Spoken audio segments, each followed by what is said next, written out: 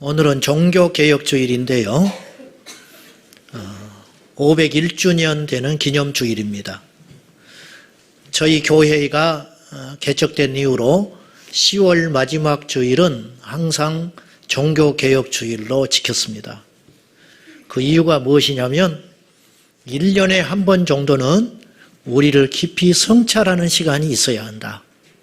그런 제 목회 다짐, 그리고 제 스스로를 돌아보는 시간을 조금이라도 가져보고 싶어서 1년간의 삶을 돌아보면서 감사한 것도 중요하지만 우리가 어긋나 있는 것은 무엇인가, 그러한 제 개인적인 바람도 사실은 있어서 고집스럽게 종교개혁주의를 지키면서 또 성찬 예식도 갖고 그렇게 지금까지 해왔습니다. 개혁이라는 말은 우리가 요즘에 많이 듣는 말입니다. 그런데 이 개혁이라는 말은 이 혁자가 가죽 혁자입니다. 원래 개혁이라는 단어가 어디서 파생된 말인가 하면 예전에 가죽이라는 것은 우리가 잘 알지만 손질을 하지 않으면 굳어집니다. 그래서 나중에는 부서져 버리죠. 그래서 가죽을 끊임없이 손을 봐서 부드럽게 다시 만드는 것, 여기서 나온 말이 개혁이라는 말이랍니다. 그러니까 개혁이라는 말은 새로운 제도나 새로운 걸 만드는 작업이 아니고 기존에 있지만 변질돼 버린 것, 어긋나 버린 것, 잘못된 길로 가고 있는 것, 이것을 다시 돌이키게 하는 것, 그것이 사실은 개혁이라는 의미가 더 있겠습니다. 그래서 저는 개인적으로 종교개혁이라는 말보다는 신앙개혁이라는 말을 쓰고 싶은데요. 오늘 다른 사람을 보지 말고 오늘 우리가 우리 자신들을 잘 성찰해서 과연 우리의 신앙이 하나님 보시기에 온전한 신앙인지 1년에 한 번쯤은 우리가 성찰하는 시간이 있어야 되는데 오늘이 그날이 될 수 있기를 바랍니다. 사람은 끊임없이 타협하고 게으른 존재입니다. 그래서 시간이 지나면 자신도 모르게 어떤 그릇된 길에 서 있는 경향이 많습니다. 교회도 마찬가지입니다. 우리도 모른 채 어느 날 다른 사람들의 시야가 싸늘합니다. 그리고 언제부터인가 교회가 존경받는 공동체 집단이 아닌 세상 사람들로부터 욕을 먹는 공공의 적과 같은 현실이 돼버리고 말았습니다. 여기까지는 우리 모두가 인정하는 바입니다. 기독교를 비하하여 개독교라는 말을 사람들이 사용합니다. 이 개독교라는 말은 정말 가슴 아픈 단어인데요. 2000년에 접어들면서 나온 단어입니다. 제가 1997년에 제가 학교를 다 마쳤으니까 신학을 할 때 개독교라는 말은 없었어요. 그러니까 누군가 어디서부터 썼는지는 모르겠지만은 기독교를 조롱하는 말로 개독교라 그런 말을 쓰기 시작했습니다. 어차피 세상은 교회를 좋은 눈으로 바라보지 않습니다. 세상과 교회는, 즉 하나님 나라와 세상의 나라는 같이 공존할 수는 없어요. 어차피 초대교회도 마찬가지였습니다. 예수님께서 말씀하시기를 세상이 너희를 미워하거든 너희를 미워하기 전에 나를 미워한 줄 알아라. 너희가 세상에 속해 있다면 세상이 너희들을 미워하지 않겠지만 너희를 내가 세상에서 택하여 세웠기 때문에 너희들을 세상이 미워하는 것이다. 그건 필연적이에요. 기독교의 숙명이라고 하는 것은 세상으로부터 미움받을 수밖에 없는 가치관을 갖고 있어요. 문제는 2000년 전 초대교회의 성도들이 세상으로부터 미움받았던 그 내용과 지금 우리가 미움받는 내용은 질적으로 다르다는 데 문제가 있는 겁니다. 초기에 탄생한 초대교회는 예수님을 너무 잘 믿어서 미움받았어요. 그러니까 세상이 감당을 못하는 거예요. 다 맞는데 저렇게 사는 사람들이 있을까? 근데 싫은 거예요.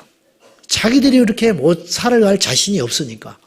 근데 지금은 완전히 달라요.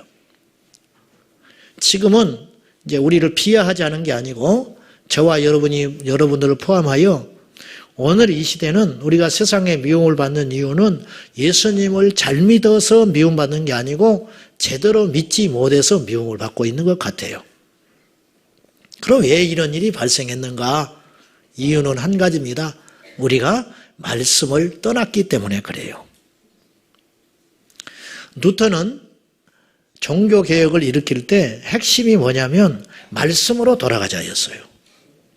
말씀으로 돌아가서 보니까 면죄부가 잘못된 거예요. 말씀으로 돌아가 보니까 자기들이 소위 믿고 있는 신앙이라는 것이 하나님의 말씀과 상관없이 믿게 됐다는 걸 알게 돼버린 거예요. 그래서 그렇게 살 수는 없게 돼버렸습니다. 그래서 순수하게 시작한 거예요. 그래서 비텐베르크 성당 앞에 95개조 방방문을 붙인 것뿐이에요. 답을 해봐라. 나는 성경을 아무리 봐도 지금 이 모습은 아닌 것 같더라. 그러니까 내가 틀렸다면 내가 고칠 테니까 여기에 답 좀 해다오. 그래서 시작한 거예요. 루터가 영웅심리에서 시작된 것도 아니고 세상을 바꿔보겠다고 시작한 것도 아니에요. 답답한 거예요. 말씀으로 어긋나 있는 그 시대의 신앙 형태에 대하여 답 좀 해다오. 그렇게 붙이기 시작한 것이 종교개혁의 시초가 된 것뿐입니다. 오늘 본문의 말씀이 어떤 내용이냐면 모세가 이제 성막 건축을 다 마친 거예요. 그래서 이제 각기 기구들을 만들었지요. 천막 만든 사람은 천막 만든 사람, 번제단을 만든 사람은 번제단, 물두멍을 만든 사람은 물두멍을 만들었고 제각기 만들어져 있는 것을 전부 한 자리에 모아가지고 성막을 이제 조립해서 완성하는 과정입니다. 그리고 이제 다 마쳤어요. 마친 다음에 모세가 하나님 앞에 축복하고 감사하는 것이 있었는데 오늘 이 말씀이 오늘 종교개혁 주일과 맞아떨어지는 말씀이어서 오늘 이 본문을 가지고 함께 우리가 대하고 있습니다. 자, 우리 다시 한번 읽어봅시다. 42절과 43절인데요. 시작. 이스라엘 자손이 모든 역사를 마침에 모세가 그 마친 모든 것을 본즉 여호와께서 명령하신 대로 되었으므로 모세가 그들에게 축복하였더라. 아멘. 우리가 어떤 일을 결정할 때 말씀대로 기록된 대로 결정하면 되는 거예요. 다수가 옳은 게 아니에요. 세상의 유행이 옳은 게 아니에요. 내 생각은 중요하지 않아요. 모세도 애굽에서 공부를 많이 한 사람입니다. 왕의 수업을 받았던 사람으로서 건축학도 배웠고 군사학도 배웠고 정치학도 배웠고 철학도 배웠을 겁니다. 근데 자신의 경험이 중요하지 않아요. 오늘 본문의 말씀의 핵심은 뭐냐면 여호와께서 말씀하신 대로 성막을 지으라는 거예요. 이게 핵심이에요. 우리에게는 각각 내가 살고 싶어하는 인생이 있어요. 나는 이렇게 살고 싶고 나는 저렇게 살고 싶고 어떤 것에 가치를 두는 기준점이 다 다릅니다. 어떤 사람은 물질에다가 둬요. 어떤 사람은 교육에다가 둬요. 어떤 사람은 보람 있는 일에다가 자기 인생의 가치를 겁니다. 그런데 그것이 다 좋은데 그것들은 일시적인 지식이에요. 즉 영원한 것은 아니라는 거예요. 우리 인생을 결정짓고 우리가 힘들고 어려워도 순종해야 할 바로미터가 있는데 그게 뭐냐면 하나님의 말씀이라는 거예요. 적어도 교회를 다니는 그리스도인이라고 자처한다면 말씀대로 지키고 삽시다라고 말할 때 이 일을 다는 사람은 아무도 없어요. 문제는 말씀을 모른다는 데 문제가 있어요. 자, 우리가 어떤 일을 행하려면 반드시 거쳐야 하는 과정이 있는데 알아야 돼요. 우리가 서울을 가려면 서울이 어디 있는지 알아야 합니다. 그렇듯이 말씀대로 살려면 가장 먼저 우리가 알아야 할 것은 말씀이 우리에게 무엇을 요구하고 있는지를 알아야 돼요. 성막은 더 크게 지어서도 안 돼요. 더 폼나게 지고 싶은 욕망이 있었을지 몰라요. 근데 그래서는 안 돼요. 하나님이 지으라 하는 크기, 하나님이 지으라 하는 재료로 지어야만 성막으로서의 가치가 있듯이 우리 인생은 철저히 하나님이 무엇을 요구하냐면 말씀대로 살아라. 그거 요구하는 거예요. 말씀을 알아야 한다 했습니다. 지키기 위해서는. 사람들이 왜 방자한지 아세요? 하나님을 몰라서 그래요. 호세아서 4장 6절에 보시면 이런 말씀이 있습니다. 자, 시작. 내 백성이 지식이 없으므로 망하는도다. 내가 지식을 버렸으니 나도 너를 버려 내 제사장이 되지 못하게 할 것이요. 내가 내 하나님의 율법을 잊었으니 나도 내 자녀들을 잊어버리리라. 자, 보세요. 교회를 오래 다녔는데 내 안에 하나님이 안 계신 것 같은 느낌. 내가 지금 뭐하러 교회를 다니는지 모르겠다.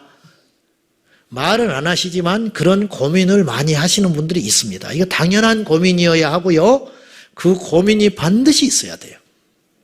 그래 허하니까 자꾸 일을 해요. 교회 봉사하고 일하고 다 좋은데 순서가 틀렸어요.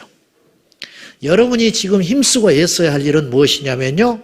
하나님의 말씀을 아는 일에 힘을 써야 돼요. 목사가 성도들에게 할 수 있는 최고의 서비스가 뭔지 아세요? 환자들 돌보고 연약한 자들을 신방하고 상담하는 거, 이거 중요합니다. 그렇지만 이보다 더 중요한 일이 있어요. 말씀을 올바로 지키는 일이에요. 올바로 말씀을 가르치는 거. 그래서 예수님께서 베드로를 만나셔서 배신하여 고향의 낙향에 있는 베드로에게 찾아가셔서 요한의 아들 시몬아 너 나 사랑하냐? 그렇게 물으시고 내 양을 먹이라. 내 양을 치라. 그리고 내 양을 먹이라 그랬어요. 먹이라는 게 2번이에요. 치라는 게 1번이고. 좀 비약적인 연결이기는 하지만 여기서 우리가 주목해야 할 것은 베드로 사도의 주된 사명은 양들을 말씀으로 먹이는 일을 위해서 부름받았다는 거예요. 미국의 존 메가더 목사님은 30대 초반에 그 교회에 부임하셔서 지금 40년이 넘는 동안 그 교회에 있습니다. 그 교회에서 목회하러 가실 때 그 교회에서 이 목사님을 알아보고 청을 할 때 존 메가더 목사님이 다른 조건을 걸지 않고 하나의 조건을 걸었습니다. 내가 그 교회에 부임할 때 하나만 나에게 약속을 해주라. 그게 뭐냐면 하나님의 말씀을 전하는 것 외에는 일체 나에게 다른 걸 요구하지 말아라. 상담을 한다든지 신방을 한다든지 그런 것들을 요구하지 말아라. 나는 오직 하나님의 말씀을 받고 성도들에게 그 말씀을 가르치는 책무만 할 테니까 그것만을 위해서라면 나를 불러라 그랬어요. 그리고 그것을 약속받고 그 교회에 부임했어요. 존 메가더 목사님은 성도들에게 오직 하나님의 말씀만 가르쳤어요. 그래도 하나님께서 그 교회를 통하여 놀라운 일을 행하셨고 지금도 행하고 있습니다. 자, 오늘 저와 여러분이 힘써야 할 일이 있습니다. 하나님의 말씀을 아는 일이에요. 하나님의 말씀이 들어가지 않으니까 세상이 이렇게 시끄러운 겁니다. 오늘 내 백성이 지식이 없으므로 망한다. 너희들이 말씀을 버렸기 때문에 나도 너희를 버린다. 이 시대에 우리가 회복해야 할 운동이 뭐냐면 말씀 회복 운동입니다. 이것이 신앙개혁의 핵심이 되어야 한다는 거예요. 사랑하는 거 중요합니다. 그러나 말씀 없이 사랑하면 그 열매는 아무것도 없습니다. 우리가 세상에 나가서 많은 일을 할 수 있습니다. 구제하고 노숙자를 섬기고 어려운 이웃을 살피고, 근데 말씀이 없으면 어떤 일이 벌어지냐면 그것이 교만이 되는 거예요. 그러므로 우리가 첫 번째 알아야 할 것은 하나님의 말씀을 힘써 아는 일에 저와 여러분이 힘써 주시기를 축복합니다. 사람들은 하나님께서 세상을 창조하신지를 몰라요. 말씀을 몰라요. 그래서 진화한 줄 압니다. 로마서 10장 2절에 보면 그들이 하나님께 열심은 있으나, 이게 유대인들에게 하는 말이에요, 바울이. 그들이 하나님께 열심은 있다. 금식하고 기도하고 안식일 지키는 거, 이런 걸 보면 누구도 못 따라간다. 하나님께 열심은 있으나 올바른 지식에 따른 것이 아니다. 그러면서 뭐라 했냐면, 바울이 그렇기 때문에 일어나는 현상이 있다. 하나님의 의를 모르고 자기들의 의를 세운다는 거예요. 하나님의 의를 세우는데 열심히여야 되는데 자기들의 의를 세우는데 열심인 결과가 나오고 말았다. 그래서 세상으로부터 지탄을 받게 되는 것이죠. 오늘 이 시점에 우리 교회는 다시 한번 쉼표를 찍으면서 저희 교회가 지금 말씀대로 가고 있는지, 저와 여러분이 하나님의 말씀에 기록된 것을 알고 그대로 가고 있는지 점검해 볼 강력한 필요가 있다는 것입니다. 우리가 한 가지 더 명심할 것은, 모세가 하나님으로부터 성막을 짓는 설계도를 받았습니다. 일종의 설계도, 말씀을 듣고 다 보여주셨어요. 근데 그걸 들음으로 끝나지 않았다는 거예요. 행동했다는 것이죠. 행동. 열매는 행동에서 빚어집니다. 행동. 우리가 하나님의 말씀을 배우고 알려고 하는 이유가 무엇인가? 그렇게 살기 위한 과정일 뿐이에요. 지난번에 성경 통독 운동하는 그분이, 어떤 권사님이 오셔서 사석에서 이런 이야기를 하시더라고요. 자기가 성경을 예수를 믿으면서도 한 번도 못 읽었다는 거예요. 근데 성경을 읽기 시작했는데 읽으면서 일어나는 축복과 변화는 이루 말할 수도 없는데 10번쯤 읽을 때까지 자기가 몇 번 읽었나 헤아려 봤다는 거예요. 10번 이상을 읽으니까 내가 성경을 몇 번 읽었느냐는 의미가 없어지더랍니다. 10번을 읽고 100번을 읽었다는 게 중요한 게 아니고 이 말씀대로 내가 살아야 하는 것이 더 중요하다는 걸 그때서야 깨달았다는 거예요. 우리가 성경을 읽으면 한 가지 알게 될 것 같아요. 내가 얼마나 불의한 죄인인지, 내가 얼마나 악한 존재인지, 자기의 죄를 돌아보지 않고 남을 판단하고 있는 내 자신을 말씀을 읽을 때 깨닫게 된다는 것이죠. 헨리 마틴 선교사는 20대 후반에 영국의 캠브리지를 다니다가 소명을 받습니다. 어느 날 예배를 드리다가 자기가 인도 선교사로 부름을 받았다는 사실을 알게 돼요. 그래서 그 어려운 인도 선교사를 떠나갑니다. 사랑하는 이와 이별을 하고 떠나갑니다. 그곳에서 복음을 전하던 어느 날 하나님께서 자기에게 말씀을 하셨어요. 너는 이란으로 가거라. 페르시아. 이란으로 가서 나의 말을 그들의 언어로 번역하거라. 그 소명을 붙들고 인도에서 이란으로 여행을 갑니다. 많은 사람들이 말렸습니다. 더 덥고 환경이 나쁘기 때문에 이란에 가면 당신 죽을 수도 있다. 근데 그들의 만류를 뒤로하고 헨리 마틴은 이란으로 갑니다. 가서 하나님의 은혜로 9개월 만에 그들의 언어를 습득해요. 놀랍지요. 9개월 만에 이란 말을 다 배워요. 그리고 신약 성경과 시편을 그들의 말로 번역을 합니다. 책을 내려고 하니까 그때서야 알았어요. 이란 왕의 허락을 받지 않으면 책을 출판할 수 없다는 걸 알게 됐어요. 그래서 출판을 할 수 없어요. 그래서 헨리 마틴은 자기가 거하는 곳에서 테헤란까지, 왕이 머물고 있는 테헤란까지 무려 960km를 여행을 합니다. 왕의 허락을 받으려고. 근데 왕이 만나주지를 않아요. 만나주지조차를 안 해. 그래서 할 수 없이 거기서 다시 영국 대사관이 있는 곳으로 640km를 여행을 해요. 낮에는 찌느듯한 더위를 맞으면서, 밤에는 추위와 맞서 싸우면서 옷 한 벌을 걸치고 640km를 여행을 합니다. 그리고 영국 대사로부터 소개장을 받고 다 다시 640km를 여행하여 테헤란에 옵니다.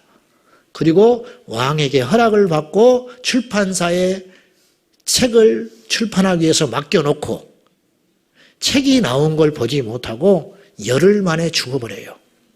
그때가 1812년이었어요.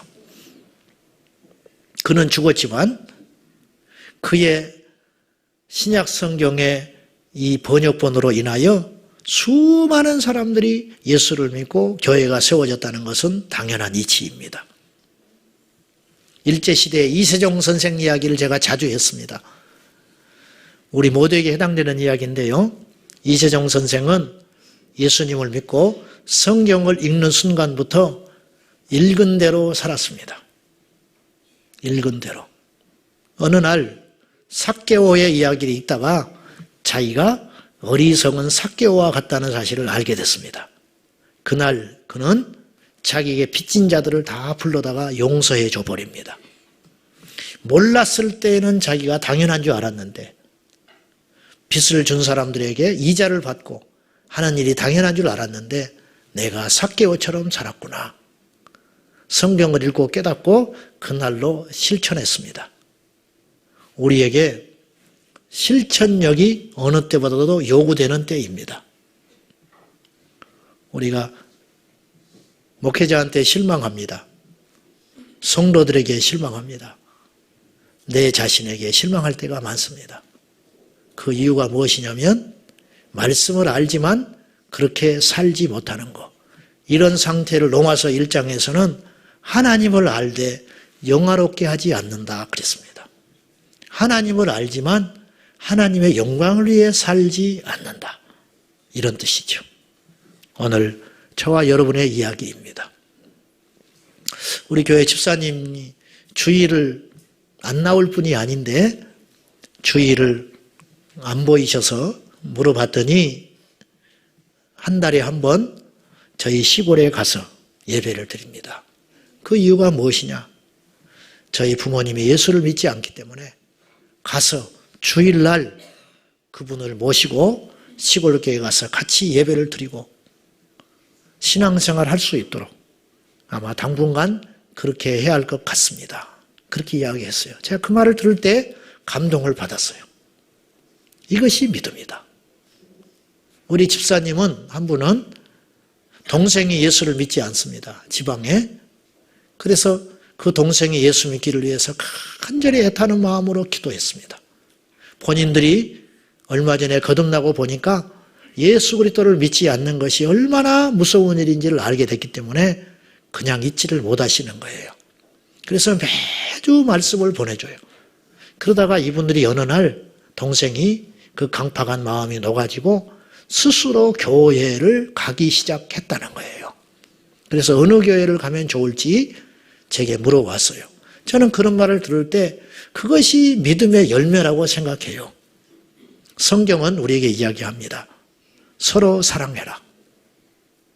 너희가 서로 사랑하면 이로써 사람들이 너희가 내 제자인 줄 알리라. 우리가 말씀을 공부하는 이유가 무엇입니까? 우리가 기도하는 이유가 무엇입니까? 이 자리에 와 있는 이유가 무엇입니까? 여러분들이 교회만 왔다 갔다 하면 종교생활하는 거예요. 제자는 어디에서 탄생하냐면 말씀을 실천할 때 탄생한다는 거. 오늘 종교교육주의를 지내면서 우리의 고집과 아집을 내려놓고 다시 한번 열심을 품고 하나님의 말씀을 배우고 읽고 묵상하고 그대로 실천하여 개독교라 조롱받는 이 시대의 아픔 속에서 다시 한번 하나님의 영광이 저희 교회를 통해서 저와 여러분의 말씀 실천의 능력으로 인하여 다시 한번 떨어졌던 주님의 권위와 주님의 복음의 역사가 이 땅에 다시 일어날 수 있기를 예수님의 이름으로 축원합니다. 기도하겠습니다. 하나님, 저희가 더욱 힘써 하나님의 말씀을 아는데 우리의 시간과 우리의 마음을 드리게 하여 주시옵소서. 이제는 말씀을 알았으니 그 말씀을 얼마나 알든지 간에 아는 대로 행동하는 믿음의 실천의 역사가 일어나게 하여 주시옵소서. 사람들은 우리에게 기대하는 바가 많습니다. 사람들은 우리에게 요구하는 바가 많습니다. 하나님을 믿고 영생의 비밀을 간직한 우리들이 하나님의 말씀대로 살아서 세상이 전부인 줄 알고 따라가는 저 무지몽매한 백성들을 예수님의 사랑으로 인도할 수 있도록 도와주시옵소서. 예수님의 이름으로 기도하옵나이다. 아멘.